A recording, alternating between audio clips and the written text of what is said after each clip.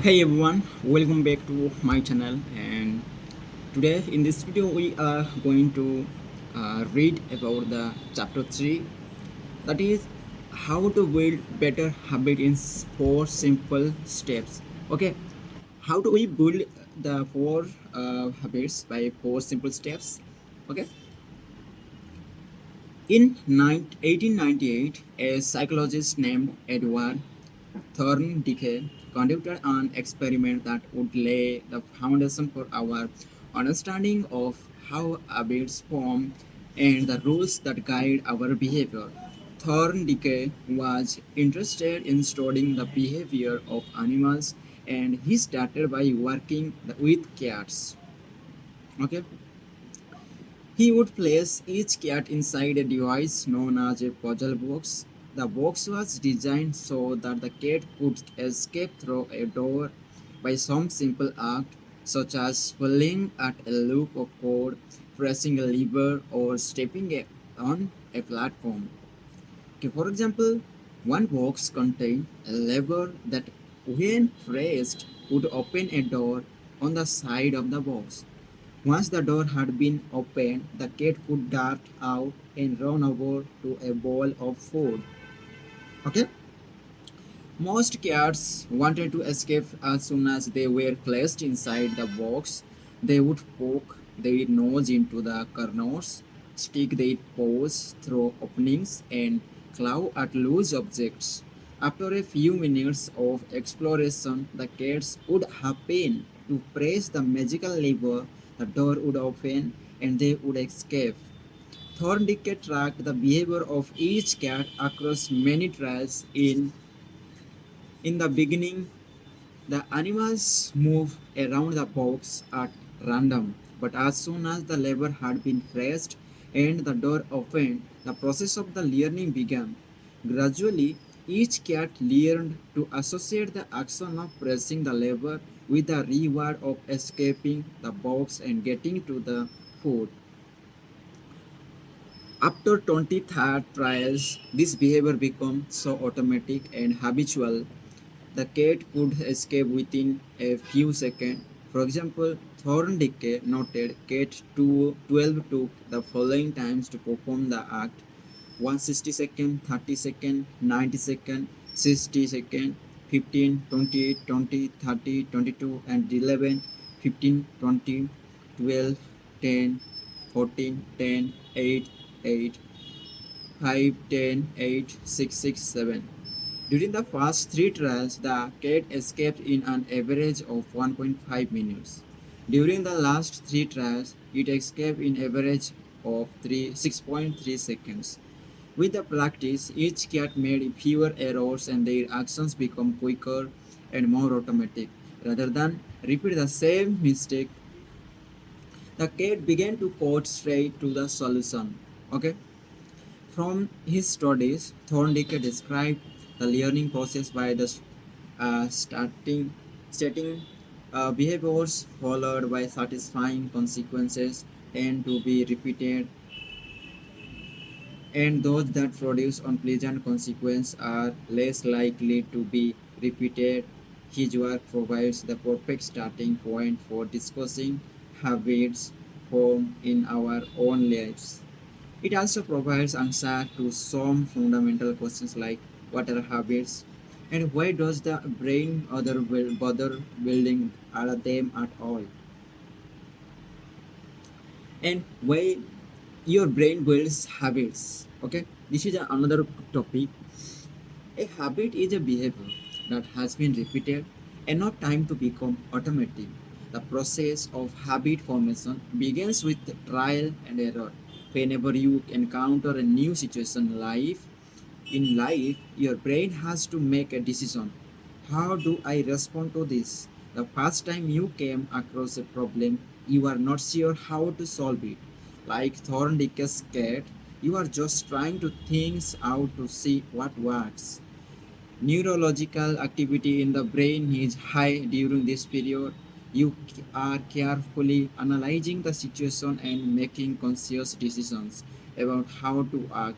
You are taking in tons of new information and trying to make sense of it all. The brain is busy learning the most effective course of action.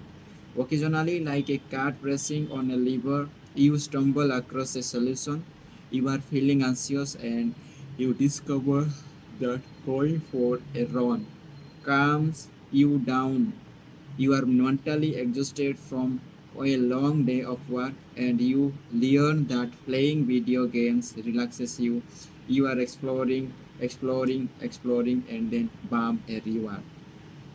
After you stumble upon an unexpected reward, you alter your strategy for next time. Your brain immediately begins to catalog the events that preceded the reward. Wait a minute, that felt good. What did I do right before that? This is the feedback loop behind all human behavior. Try, fail, learn, try differently. With practice, the useless movements fade away and the useful actions get reinforced. That's a habit for me. Whenever you face a problem repeatedly, your brain begins to automate the process of solving it. Your habits are just a series of automatic solutions that solve the problems and stresses you face regularly. As behavior scientist Jason Hira writes, habits are simply reliable solutions to recurring problems in our environment. Our habits are created, the level of activity in the brain decreases. You learn to lock in on the cues that predict success and tune out everything else. When a similar situation arises in the future, you know exactly what to look for.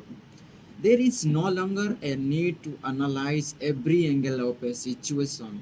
Your brain skips the processes of trials and error and creates a mental rule of if this, then that.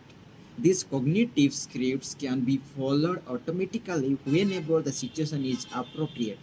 Now, whenever you feel stressed, you get the itch to run. As soon as you walk in the door from work, you grab the video game controller. A choice that once required effort is now automatic. A habit has been created. Habits are mental shortcuts learned from experience. In a sense, a habit is just a memory of the steps you previously followed to solve a problem in the past. Whenever the conditions are right, you can draw on this memory and automatically apply the same solution. The primary reason the brain remembers the past is to better predict what will work in the future. Habit formation is incredibly useful because the conscious mind is the bottleneck of the brain. It can only pay attention to one problem at a time. As a result, your brain is always working to preserve your conscious attention for whatever task is most essential. Whenever possible, the conscious mind likes a pawn of tasks to the non-conscious mind to do automatically. This is precisely what happens when a habit is formed. Habits reduce cognitive load and free of mental capacity so you can allocate your attention to other tasks. Despite their efficiency, some people still wonder about the benefits of habits. Argument goes like this: will habit make my life dull? I don't want to pigeonhole myself into the lifestyle I don't enjoy. Does not so much routine take away the vibrancy and the spontaneity of life? Hardly. Such questions set up a false dichotomy. They make you think that you have to choose between building habits and attaining freedom. In reality, the two complement each other. Habits do not restrict freedom, they create it. In fact, the people who don't have their habits handled are often the ones with the least amount of freedom. Without good financial habits, you will always be struggling for the next dollar.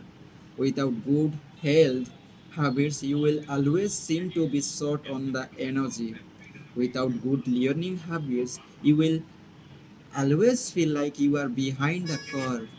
If you are always being forced to make decisions about simple tasks, when should I work out? Where do I go to write? When do I pay the bills? Then you have less time for freedom. It's only by making the fundamentals of life easier that you can create the mental space needed for free thinking creativity. Conversely, when you have your habits dialed in and the wise basics of life are handled and done, your mind is free to focus on new challenges and master the next set of problems. Building habits in the present allows you to do more of what you want in the future. The science of how habits work. The process of building a habit can be divided into four simple steps: cue, craving, response, and reward. Breaking it down into these fundamental parts can help us understand what a habit is, how it works, and how to improve it. Peleto, first cue, then second craving, third response, in last reward. All taking the time. Okay, you have to give the time and patience. This four-step pattern is the backbone of every habit, and your brain runs through these steps in the same order each time. First, there is a cue. The cue triggers your brain to initiate a behavior. It is a bit of information that predicts a reward. Okay, our prehistoric ancestors were paying attention to cues that signals the location of primary rewards like food, water, and sex. Today, we spend most of our time learning cues that predict secondary rewards like money and fame, power, status, and praise, and approval, love, and friendship, or a sense of personal satisfaction. Of course, these pursuits also indirectly improve our odds of survival production, which is the deeper motive behind everything we do. Your mind is continuously analyzing your internal and external environment for hints of where rewards are located, because the cue is the first indication that we are close to a reward. In it naturally leads to a crabbing. Crabbing are the second step, and they are the motivational force behind every habit. Without some level of motivation or desire, without crabbing a change, we have no reason to act. What you crave is not the habit itself, but the change in the state it delivers. You do not crave smoking a cigarette. You crave the feeling of relief it provides. You are not motivated by brushing your teeth, but rather than by a feeling of a clean mouth. You do not want to turn on the television. You want to be entertained. Every craving is linked to desire to change your internal state. This is an important point that we will discuss in detail later. Crabbing differ from person to person. In theory, any piece of information could trigger a crabbing, but in practice, people are not motivated by the same cues. For a gambler, the sound of slot machines can be potent trigger that sparks an intense wave of desire. For someone who rarely gambles, the jingles and the chimes of the casino are just background noise. Cues are the meaningless until they are interpreted. The thoughts, feelings, and emotions of the observer are what transform a cue into a crabbing. The third step is the response. The response is the actual habit you perform, which can take the form of a thought or an action. Whether a response occurs depends on how motivated you are and how much friction is associated with the behavior. If a particular action requires more physical or mental effort than you are willing to expand, then you won't do it. Your response also depends on your ability. It sounds simple, but a habit can occur only if you are capable of doing it. If you want to dunk a basketball but you can't jump high enough to reach the hoop, well, you are out of luck. Finally, the response delivers a reward. Rewards are the end of goal of every habit. The cue is about noticing the reward. The crabbing is about wanting the reward. The responsing about obtaining the reward. We chase the reward because they serve two purposes. They satisfy us and they teach us. Okay? The first purpose of rewards is to satisfy your craving. Yes, rewards provide benefits on their own. Food and water deliver the energy you need to survive. Getting a promotion brings more money and respect getting in say. Okay, getting in shape improve your health and your dating prospects, but the more immediate benefit is that rewards satisfy your craving to eat or to gain status or win approval. At least for a moment, rewards deliver contentment and relief from craving. Second, reward teach us which actions are worth remembering in the future. Your brain is a reward detector. As you go about your life, your sensory nerve system is continuously monitoring which actions satisfy your desires and deliver pleasure. Feelings of pleasure and disappointment are part of the feedback mechanism that helps your brain distinguish useful actions from useless ones. Rewards close the feedback loop and complete the habit cycle. If a behavior is insufficient in any of the four stages, it will not become a habit. Eliminate the cue or your habit will never start. Reduce the craving and you won't experience enough motivation to act. Make the behavior difficult and you won't be able to do it. And if the reward fails to satisfy your desire, then you will have no reason to do it again in the future. Without the first three steps, a behavior will not occur. Without all four, a behavior will not repeat it. Okay, the habit loop क्या है? What is the habit loop? Habit loop is the past cue and craving and response and the reward. Okay. In summary, the cue triggers a craving in which motivates a response, which provides a reward, which satisfies the craving and ultimately becomes associated with the cue. Together, these four steps form a neurological feedback loop. Cue, craving, response, reward, cue, craving, response, reward, and that ultimately allows you to create automatic habits. This cycle is known as habit loop.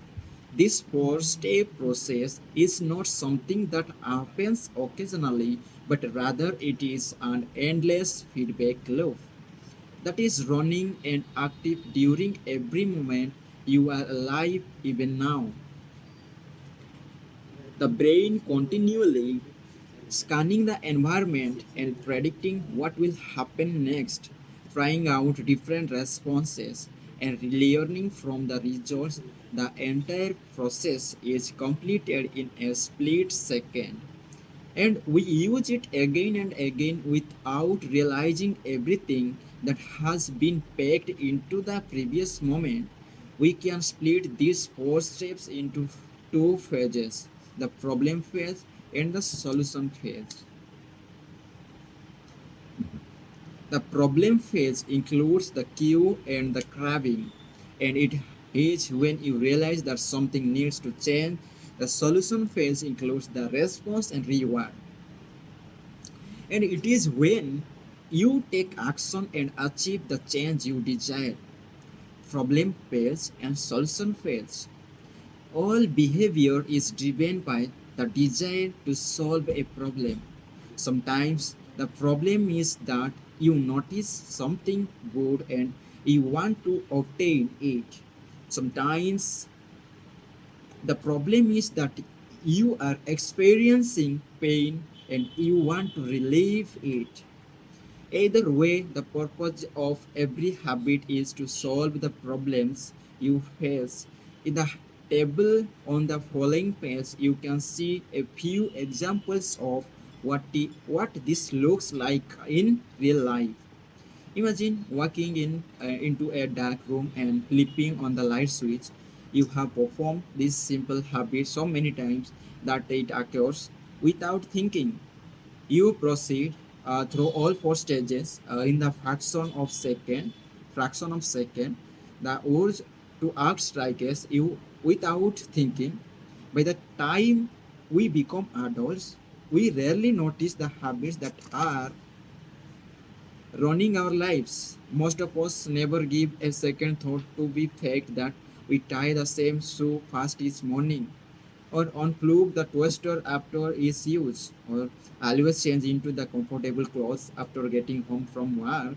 After decades of mental programming, we automatically slip into these patterns of thinking and acting. There is problem phase. Your phone buzzes with a next message. You want to learn the content of message. Solution page, you grab your phone and read the text. And reward, you satisfy your craving to read the message.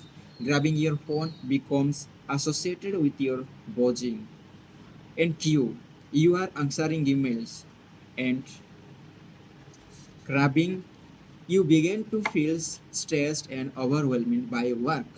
You want to feel in control. And response, you bite your nails.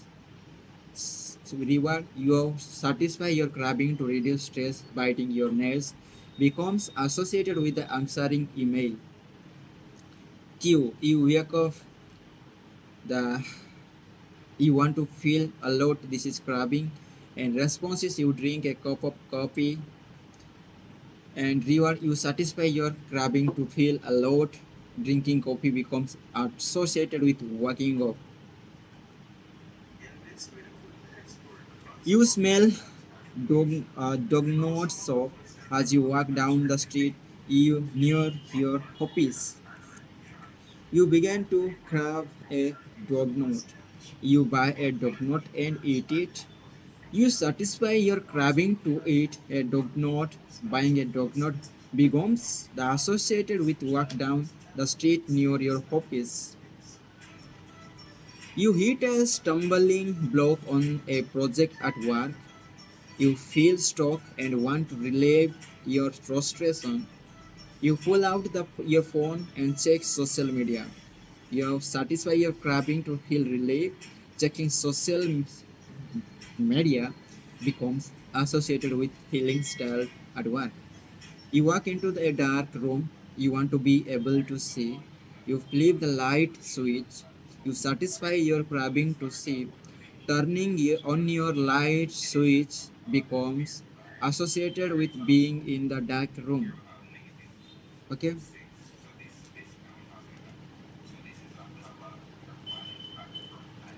Four laws of behavior change. In the following chapters, we will see time and again how the four stages of cue, grabbing, response, and reward influence nearly everything we do each day. But before we do that, we need to transform these four steps into a practical framework that we want to use to design good habits and eliminate bad ones.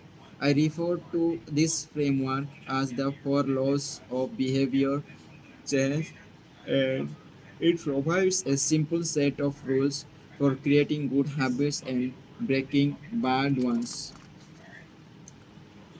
You think of each law as a lever that influences human behavior.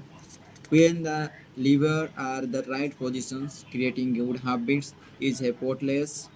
When they are in wrong position, it is nearly impossible. First law Q. How to create a good habit. Make it obvious. Second law grabbing. Make it attractive. Third law response. Make it easy. Fourth law reward. Make it satisfying. We can invert these laws to learn how to break bad ones. Inversion of the first law, make it invisible, make it unattractive, make it difficult, make it unsatisfying. It would be irresponsible for me to claim that these four laws are the exhaustive framework for changing my any human behavior, but I think they are close. As you will soon see, the four laws of behavior change apply to nearly every field, from sports to politics, art to medicine, comedy to management. This law can be used to no matter what challenge you are facing. There is no need to completely different strategies for each habit. Okay? Whenever you want to change your habit, you can simply ask yourself, how can I make it obvious? How can I make it attractive? How can I make it easy? How can I make it satisfying?